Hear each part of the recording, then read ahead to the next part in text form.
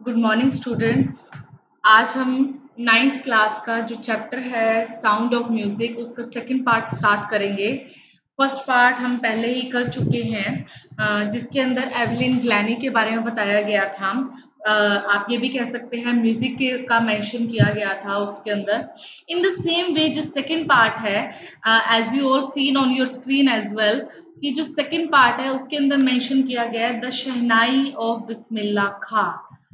शहनाई आपने वर्ड सुना ही होगा। शहनाई वो एक म्यूजिकल इंस्ट्रूमेंट है जो मैरिजेस में या जो खुशी का जो माहौल होता है उसमें स्पेशली प्ले किया जाता है।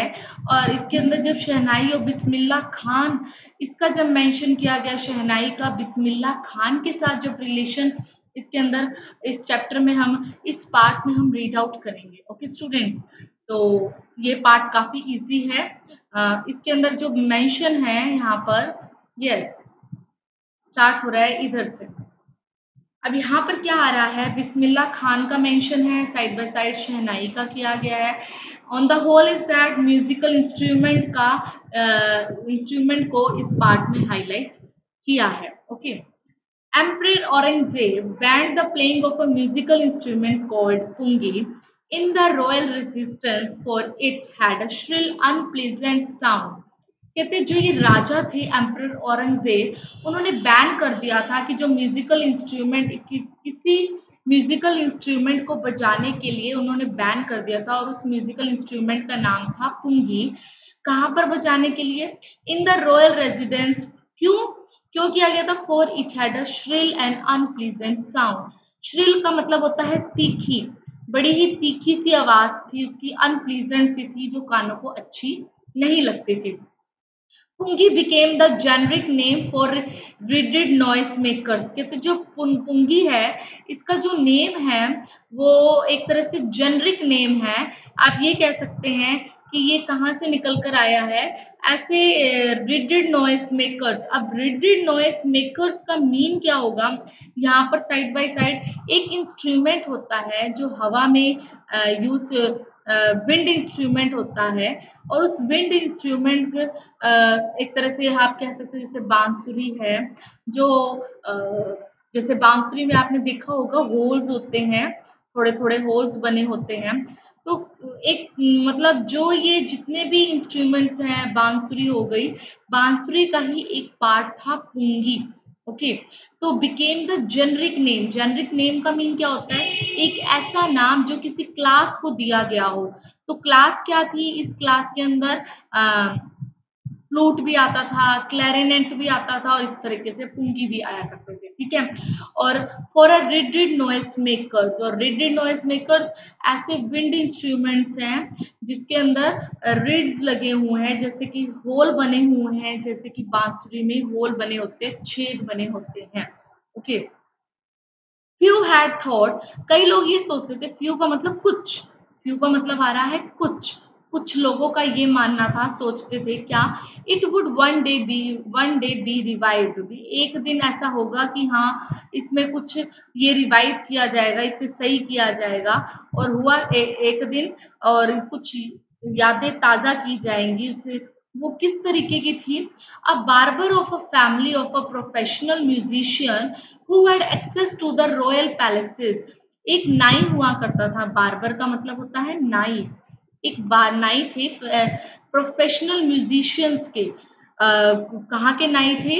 जैसे एक हम कहते हैं फैमिली डॉक्टर है, फैमिली एडवाइजर है, इन द सेम वे एक बार्बर था जो प्रोफेशनल तौर पर जो म्यूजिशियंस थे उस फैमिली का वो बार्बर था।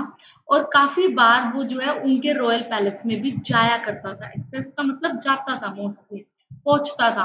And decided to improve the tonal quality of the pungi. और उस बार्बर ने ये फैसला किया कि जो पुंगी की जो टोनल क्वालिटी है ना, उसको सुधारा जाएगा। He choose a pipe with the natural hollow stem. उस बार्बर ने एक पाइप को चूज किया जिसके अंदर नेचुरल होलो स्टेम, जो होल थे थोड़ी थोड़ी गैप में, डिस्टेंस में वो मतलब छेद बने हुए थे, खोखली थी।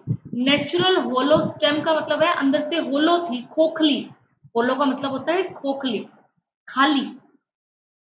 That was longer and broader, जो लंबी भी थी और ब्रॉडर मतलब चौड़ी भी थी, ब्रॉडर का मतलब चौड़ी भी थी, देन द पुंगी, पुंगी की बजाय भी उन्होंने कहा था कि इसकी पुंगी की क्वालिटी को हम ऐसा सुधार सकते हैं अगर हम एक ऐसी पाइप लें जिसके अंदर नेचुरल तरीके से होलो स्टैम्प हो, नेचुरल तरीके से उसमें थोड़े थोड़े होल्स हो, खालीपन हो, और वो थोड़ी सी लंबी भी हो और थोड़ी सी चौड़ी भी हो, ओके। ताकि अगर जितनी भी नैरो होगी, जितनी वो तंग होगी कोई पाइप, उसमें से आवाज जो है वो उतनी ही ज्यादा श्रिल होगी, उतनी ज्यादा कानों को चुभने वाली होगी। पर अगर कोई स्पेशियस पाइप को हम चूज करते हैं तो जिसके अंदर नेचुरल होलो स्टेम है, तो that will be pleasant for our ears, कानों के लिए काफी अच्छा होगा। और उसके अंदर made 7 holes on the body of the pipe, और उसके अंदर कितने होल करने हैं? 7, 6। When he played on it, और जब उसे बजाया बजाया उसने, closing and opening some of these holes, उसमें से कुछ होल्स बंद कर दिए गए, खोल दिए गए, तो उससे क्या हुआ? Soft and melodious sounds were produce, बड़ी ही सॉफ्ट और मेलोडियस साउंड प्रोड्यूस्ड हुई।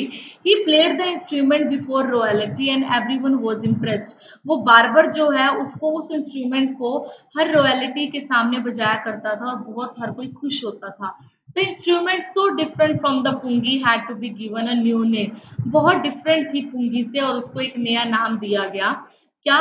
एज द स्टोरी गोज, जैसे कि कहानी बताई भी गई है, since it was first played in the Shah chambers, जैसे कि पहले भी बताया गया है कि पहली बार इसे बजाया गया था शाह के ही पैलेस में, और किसने बजाया था? एक बार्बर ने, और बार्बर को हिंदी में हम क्या कहते हैं? नाई। And the instrument was named the shehnai, बजाया कहाँ? शाह के चैम्बर में। किसने बजाया? नाई ने। तो शाह प्लस नाई क्या बन गया? शहनाई, ओके। तो एक तरह से इस इंस्ट्रूमेंट का इन्वेंशन कर दिया गया, नामकरण कर दिया गया, और वो हुआ शहनाई। और एक यहाँ पे पिक्चर भी आप सबको शो हो रही होगी कि ये जो पुंगी है आप देख सकते हो, काफी नैरो है, यहाँ से काफी पतली है, और इन कंपैरिजन टू बांस, ये जो शहनाई है, शहनाई ये वाली काफी कंपैरेटिवली चौड़ी है, okay. The sound of the shehnai began to be considered auspicious, कहते जो शहनाई की जो आवाज थी ना, उसे शुभ माना जाने लगा, उसे अच्छा माना जाने लगा। एंड फॉर दिस रीजन, और इसी कारण से, it is still played in the temples and in an indispensable components of any north Indian wedding, और यही कारण है इसे मंदिरों में बजाया जाने लगा। और इनडिस्पेंसेबल कंपोनेंट्स का मतलब है कि जिसके बिना काम सर ही नहीं सकता। यहाँ पे लिखा भी हुआ है, without which a piece of work can not be done, भी काम नहीं हो सकता हमारा, उसको ऐसा हिस्सा बना दिया गया नॉर्थ इंडियन की वेडिंग्स का। In the past the shehnai was part of the नौबत और a traditional ensemble of 9 instruments, कहते कि पुराने टाइम में जो शहनाई होती थी ना, 9 म्यूजिकल, नौबत किससे बना है? 9 म्यूजिकल इंस्ट्रूमेंट्स है ट्रेडिशनल वे में, उसका वो हिस्सा होते थे। म्यूजिकल इंस्ट्रूमेंट में से, 9 म्यूजिकल इंस्ट्रूमेंट में से एक कौन सा होता था? शहनाई, जो कहाँ ज्यादा बजाए जाते थे? रॉयल कोर्ट्स में। And till recently it was used only in temples and weddings, पर अब ये कहाँ यूज होते हैं? सिर्फ टेम्पल्स में, शादियों और मंदिरों में ही। The credit for bringing this instrument on to the classical stage goes to Ustad Bismillah Khan, कहते ये जो क्रेडिट है फॉर ये जो इंस्ट्रूमेंट लेकर आने का, वो भी कहाँ पर? क्लासिकल स्टेज पर लाने का किसको जाता है? उस्ताद बिस्मिल्लाह खान को। अब क्यों जाता है वो सारी स्टोरी हम बताएंगे। नो डाउट शहनाई का इन्वेंशन किया नाई ने, बार्बर ने, शाह की चैम्बर्स में, पैलेस में, पर इसको क्लासिकल स्टेज पर लाने का जिम्मा किसके जाता है? बिस्मिल्लाह खान के। एज अ 5 year old, 5 साल होने के 5 साल का वो बच्चा, Bismillah Khan played gilli danda near a pond in the ancient state of Dumraon in Bihar. Bismillah Khan गिल्ली डंडा के साथ खेल रहे थे, कहाँ पर? डुमराव में, जो कि बिहार में है। He would regularly go to the nearby Bihar ji temple, और वो रेगुलरली आमतौर पे जाया करते थे साथ वाले बिहारी जी टेम्पल में। क्यों? वो भोजपुरी गाना गाने के लिए, भोजपुरी चैता को गाने के लिए। At the end of which, और उसके आखिर में उसे क्या दिया जाता था, he would earn a big laddu, बड़े लड्डू को वो जीतता था, कमाता था, जिसका 1.25 किलो के लगभग वेट हुआ करता था। A prize given by the local maharaja, local महाराजा देते थे। And this happened 1880 years ago, ये बात 80 साल पुरानी है। The little boy has traveled far to earn the highest civilian award in India and the Bharat Ratna. ये जो बच्चा है काफी दूर दूर तक गया और उसने सबसे अच्छा प्राइज लिया, वो कौन सा था, भारत रत्न। पैदा कब हुए, born on 21st March 1916, Bismillah belongs to a well known family of musicians from Bihar, Bihar के फैमिली से बिलोंग करते हैं। उसके दादाजी का नाम था रसूल box Khan and was the shehnai Nawaz of the Bhojpuri Kings court. और जो फादर थे, फादर का नाम, जो मेन है ना, दादाजी का नाम था रसूल बख्श खान, ओके, और पापा का नाम था पैगंबर बख्श।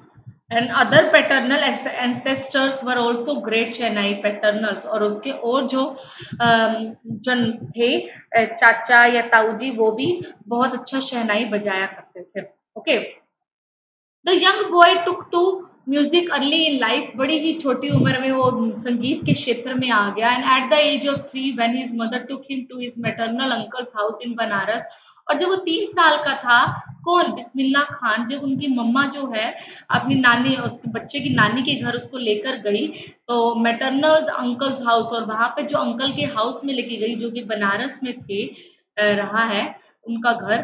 बिस्मिल्ला was fascinated watching his uncles practice the shehnai, Bismillah बहुत अट्रैक्ट हो गए, फैसिनेटेड हो गए, आकर्षित हो गए जब उन्होंने देखा कि कैसे अंकल जो है प्रैक्टिस कर रहे हैं शहनाई की।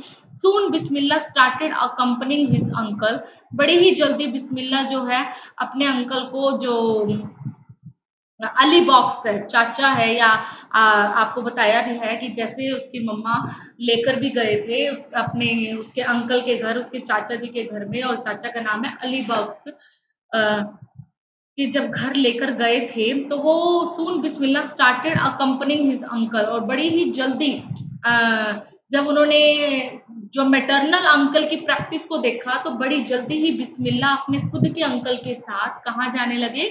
यहाँ ध्यान से समझिएगा, यहाँ पर क्या आ रहा है कि पहले वो अपने मैटरनल अंकल के हाउस में गए थे, वहां पर उनकी प्रैक्टिस को देख के काफी अट्रैक्ट हुए थे। आफ्टर दैट वो अपने खुद के अंकल के साथ जो है विष्णु टेम्पल में जाने लगे बनारस के, जहाँ पर Bux was employed to play the shehnai, जहाँ पे बॉक्स है अली बख्श, वो शहनाई बजाया करते थे। And Ali Bakhsh would play the shehnai and Bismillah would sit captivated for hours on and, captivated होता है अट्रैक्ट, मतलब कई घंटों तक वो रहता था। एंड स्लोली, और धीरे धीरे he started getting lessons in playing the instruments and would sit practising throughout the day, धीरे धीरे वो सीख गया कि कैसे इंस्ट्रूमेंट को बजाना है, और कई घंटों तक पूरा पूरा दिन वो प्रैक्टिस करता था। 4 years, कई सालों तक, to come the temple of Balaji and Mangala Maiya, वो कौन से टेम्पल में आता था, बालाजी और मंगला मैया के टेम्पल में आता था। And the banks of the Ganga became the young apprentice favourite horns, और जो गंगा नदी का जो किनारा था, नदी का किनारा, वो उस छोटे से शिष्य का, अप्रेंटाइज क्या होता है, जो शिष्य होते हैं, जो कोई ट्रेनिंग ले रहे होते हैं किसी के अंडर, वो फेवरेट जगह बन गई थी, हॉन्ट बन गया था। Where he could practise in solitude, जहां पर वो प्रैक्टिस करता था वो भी अकेले में। सॉलिट्यूड का मतलब होता है अकेले में, ओके, यस, अकेले में, एकांत में, सॉलिट्यूड का मतलब एकांत में। नेक्स्ट आता है, the following waters of the Ganga inspired him to improvise and invent ragas that were earlier considered to be beyond the range of the शहनाई। कहते जो नदी का पानी बहता था, गंगा नदी का, वो उसे इंस्पायर करता था, प्रेरणा देता था कि वो इम्प्रोवाइज कर सके, अपने आप को सुधार सके, नरिश कर सके, और रागा, नए नए रागों का, सरगम का इन्वेंट कर सके, खोज कर सके, ओके। और इससे हुआ क्या, वो शहनाई के क्षेत्र में उसने बहुत ज्यादा चेंजेस ला दिए, okay. At the age of 14, 14 साल की उम्र में Bismillah accompanied his uncle to the Allahabad music conference, 14 साल की उम्र में बिस्मिल्ला जो अपने चाचा जी के साथ इलाहाबाद म्यूजिक कॉन्फ्रेंस में गया। At the end of his recital, Ustad Faiyaz Khan patted the young boy's back and said, और जब खत्म हुआ वो जो चल रही थी संगीत समारोह, तो एक उस्ताद फैयज खान है, उन्होंने थपथपाया, पेटेड का मतलब थपथपाना, बच्चे की पीठ को थपथपाया और क्या कहा, work hard you shall make it, मेहनत करोगे और तुम बनकर दिखाओगे। And with the opening of the All India Radio in Lucknow in 1938 came Bismillah big break, और जैसे 1938 में लखनऊ में ऑल इंडिया रेडियो की ओपनिंग की गई तो बिस्मिल्लाह खान को बहुत बड़ा ब्रेक भी मिला। And he soon became an often heard shehnai player on radio, और वो बहुत जल्दी ही क्या बन गए, शहनाई बजाने वाले संगीतकार बन गए, वो भी रेडियो पर। ओके, नेक्स्ट आता है when India gained independence on 15 August 1947 Bismillah Khan became the first Indian to greet the nation with shehnai. कहते जब भारत ने 15 अगस्त 1947 को स्वतंत्रता हासिल की, तो ये बिस्मिल्लाह खान पहला भारतीय था जिसने उस दौरान शहनाई बजाई। ही poured his heart out into राग coffee from the Red Fort to an audience which included Mahatma Gandhi, Pandit Jawaharlal Nehru, and who later gave his famous Tryst with Destiny speech. कहते उन्होंने अपना दिल खोलकर उस वक्त शहनाई बजाई, पूरे सच्चे दिल से राग कफी में उन्होंने जो सरगम छेड़ी उस वक्त, उस दिन स्वतंत्रता जिस दिन हासिल की गई, और कहाँ से, लाल किला से, और ऑडियंस को उन्होंने काफी इम्प्रेस किया, जिस ऑडियंस में कहीं ना कहीं महात्मा गांधी, जो पंडित जवाहरलाल नेहरू, सब ने अपनी स्पीच में उन्हें काफी ज्यादा प्रेज की। ओके, नेक्स्ट है Bismillah Khan has given many memorable performances both in India and abroad, and his first trip abroad was to Afghanistan where King Zahir Shah was so taken in by the maestro that he gifted him priceless Persian carpets and other souvenirs. The king other souvenirs भी दिए उनको। कहते हैं कि वो भारत में भी काफ़ी जगह उन्होंने अपना संगीत समारोह किया, अब्रोड में भी किया। अब्रोड में पहली बार वो अफगानिस्तान में गए, जहाँ पे जो किंग जाहिर शाह थे उन्होंने उसको प्राइसलेस गिफ्ट्स दिए, पर्शियन कारपेट्स दिया और सोवेनियर्स दिया, मतलब यादें दी ऐसी जो पर्टिकुलर उस एरिया से थी, उस जगह से, अफगानिस्तान से जुड़ी हुई थी। And the king of Afghanistan was not the only one to be fascinated with Bismillah's music. सिर्फ अफगानिस्तान के राजा ही नहीं थे जो उसके म्यूजिक से अट्रैक्ट हुए हों, बल्कि फिल्म के जो डायरेक्टर विजय भट्ट भी बहुत इम्प्रेस हुए बिस्मिल्लाह खान की शहनाई को सुनकर, जो उन्होंने एक फेस्टिवल में बजाई थी, and that he named a film, और इस पर विजय भट्ट ने एक फिल्म का नाम भी रख दिया था उस इंस्ट्रूमेंट पर, क्या, गूंज उठी शहनाई।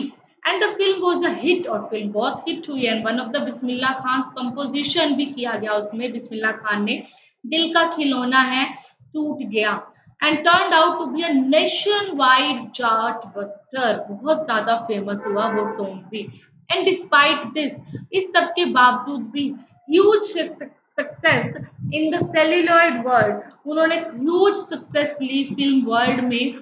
सेल्यूलॉइड को कहा जाता है एक तरह से, पुराने टाइम में फिल्म इंडस्ट्री के लिए ये एक वर्ड यूज किया जाता था, सेल्यूलॉइड। ओके, यहाँ पर आप देख भी सकते हैं, old fashion ways of referring to films. Bismillah Khan's ventures in film, कहते बिस्मिल्लाह खान के जो वेंचर्स थे, जोखिम भरे, जो वो रिस्क उठाते थे अपनी फिल्मों में। वेंचर्स का मतलब क्या होता है, ऐसे प्रोजेक्ट्स जिनके अंदर काफी रिस्क होता है। ओके, वेंचर्स का मतलब क्या है, ऐसे project that often involves risk, जो कोई भी वो फिल्मों में करते थे in film music, were limited to दो या मतलब 3 तक ही लिमिटेड रहे हैं। उन्होंने जो रिस्क किए वो उठाए, वो कौन से थे, सबसे पहले विजय भट्ट गूंज उठी शहनाई, एंड विक्रम श्रीनिवासा कन्नड़ वेंचर था Sanadhi Appanna, and I just can't come to terms with the artificiality and glamour of the film world, he says with emphasis.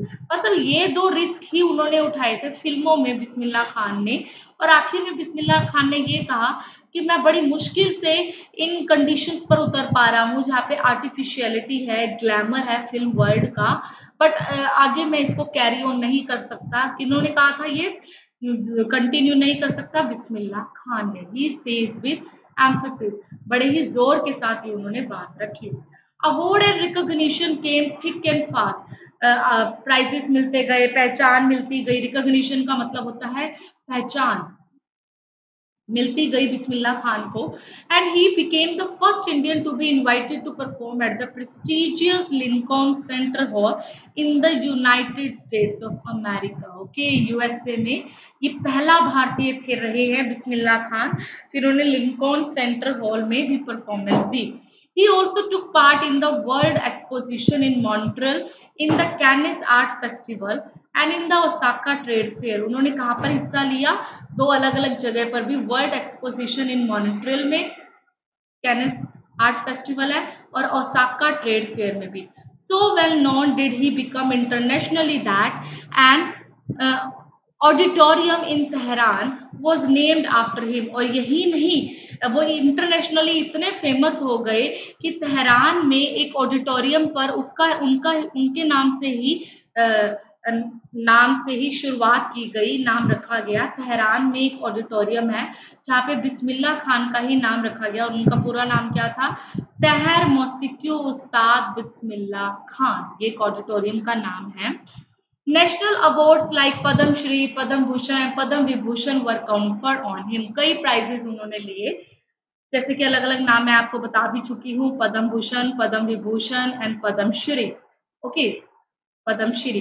In 2001, Ustad Bismillah Khan was awarded India's highest civilian award and the Bharat Ratna, and with the coveted award resting on his chest, काफी award मिले, काफी medals मिले, and his eyes glinting with the rare happiness, he said। और उनकी जो आंखें हैं, एक चीज और बता देती हूँ, with the coveted award, coveted का मतलब मच डिजायर, जिसको वो काफी टाइम से चाह रहे थे, काफी वो उन्होंने ये सारे अवार्ड्स लिए। विद द कोवेटेड अवार्ड्स मतलब इंतजार था, अब चाहते थे वो, और उनकी आईज ग्लिंटिंग, चमक रही थी, विद रेयर हैप्पीनेस, खुशी भी थी। एंड ही सेड, और क्या कहा उन्होंने उस दौरान? All I would like to say, जो कुछ भी मैं कहना चाहता हूँ वो क्या है? Teach your children music, this is Hindustan richest tradition. अपने बच्चों को संगीत सिखाओ, ये हिंदुस्तान का सबसे रिचेस्ट ट्रेडिशन है, संस्कृति है। And even the west is now coming to learn our music, हालांकि पश्चिम के लोग भी आ रहे हैं ये म्यूजिक सीखने के लिए। In spite of having traveled all over the world, Khan Sahab, as he is fondly called, is exceedingly fond of Banaras and Dumrao, and they remain for him the most wonderful towns of the world। हालांकि वो all over world में उन्होंने travel किया, फिर भी खान साहब जो है ना, शौक शौक से ये कहते थे, खुशी खुशी, कि मैं बनारस और डुमराव का शौकीन हूँ। And they remain for him the more, वो वंडरफुल टाउन्स हैं मेरे लिए इस संसार के। A student of his once wanted him to head a shehnai school in the USA. एक स्टूडेंट हैं जो यूएसए, जो शहनाई स्कूल है खुला हुआ है यूएसए में, वहां से एक स्टूडेंट ने उनसे पूछा और कहा, the student promise to recreate the atmosphere of Banaras by replicating the temples there. Student ने ये कहा कि मैं वायदा करता हूँ कि बनारस का जो भी एटमॉस्फेयर है उसको मैं रिक्रिएट करूंगा, वो टेम्पल्स यहाँ पर बनाऊंगा मैं यूएसए में। बट खान साहब आस्क्ड हिम, पर ऐसे सिचुएशन में खान साहब ने ये कहा, if you would be able to transport river Ganga as well. ठीक है, no doubt, I am agree to, मतलब आपसे मैं एग्री करता हूँ कि हाँ आप सारे टेम्पल्स या रिक्रिएट कर दो वो एटमॉस्फेयर जो बनारस का है, but it is quite possible to transport the river Ganga as well. क्या गंगा नदी को भी वहां पे ट्रांसपोर्ट किया जा सकता है? Later he is remember to have said, बाद में खान साहब को याद भी किया जाता है, जो कहा करते थे, that's why whenever I am in foreign country, यही कारण है जब कभी विदेश में हुआ करता हूँ, आई कीप यर्निंग टू सी हिंदुस्तान, मैं फिर भी दिल से चाहता हूँ कि मैं हिंदुस्तान को देखता रहूँ। एंड वाइल इन मुंबई, जबकि मुंबई में मैं I think of only Banaras, मैं सिर्फ बनारस के बारे में ही सोचता हूँ। मतलब अगर मैं विदेश में हूँ तो हिंदुस्तान के लिए सोचता हूँ, जब मैं मुंबई में हूँ तो बनारस के लिए और होली गंगा के लिए। And while in Banaras I miss the unique मत्था ऑफ डुमराव, और जब मैं बनारस में होता हूँ तो मैं किसको मैं मिस करता हूँ? डुमराव के माथा, यूनिक माथा को भी। ठीक है, यहाँ पर को भी वो वहां पर मिस करता है। ओके, नेक्स्ट आ रहा है, Ustad Bismillah Khan's life is a perfect example of the rich cultural heritage of India. Bismillah Khan की जो जिंदगी है ना बिल्कुल परफेक्ट एग्जाम्पल है एक रिच कल्चरल हेरिटेज वो भी भारत का and one that effortlessly accepts that a devout Muslim और एक ऐसा इंसान जिन्होंने बिना कोई कोशिश बिल्कुल एफर्टलेसली बिना कोई मेहनत या ऐसे कोशिश वो मतलब जोर दबी जबरदस्ती की एक्सेप्ट करता है डिवाउट मुस्लिम। डिवाउट मुस्लिम का मतलब है कि जो मुस्लिम्स के जो कल्चर्स है रिलीजियस है प्रैक्टिसेस है उसको एक्सेप्ट करता है एंड लाइक हिम और उनकी तरह can very naturally play the shehnai every morning और बड़े नेचुरल तरीके से वो शहनाई हर सुबह बजाते हैं कहा at the Kashi Vishwanath temple में। इस तरीके से हमने इस पार्ट में यही पढ़ा कि कैसे बिस्मिल्लाह खान ने कैसे शहनाई का इन्वेंशन हुआ, कैसे बिस्मिल्लाह खान ने इतने अवार्ड्स रिवॉर्ड्स लिए, कैसे बहुत ज़्यादा रिकॉग्निशन गेन की और आफ्टर दैट क्लासिकल स्टेज पे बहुत पहचान दी शहनाई को और अभी भी एज अ मुस्लिम डिवोटी वो शहनाई को हर सुबह काशी विश्वनाथ टेम्पल में बजाया करते थे। मतलब उनकी बात की जा रही है बिस्मिल्लाह खान की। ओके स्टूडेंट्स, आई होप सबको ये क्लियर हो गया होगा। फिर भी कोई क्वेरीज होगी स्टूडेंट्स तो आप क्लियर कर सकते हो। Okay students, thank you, thanks a lot.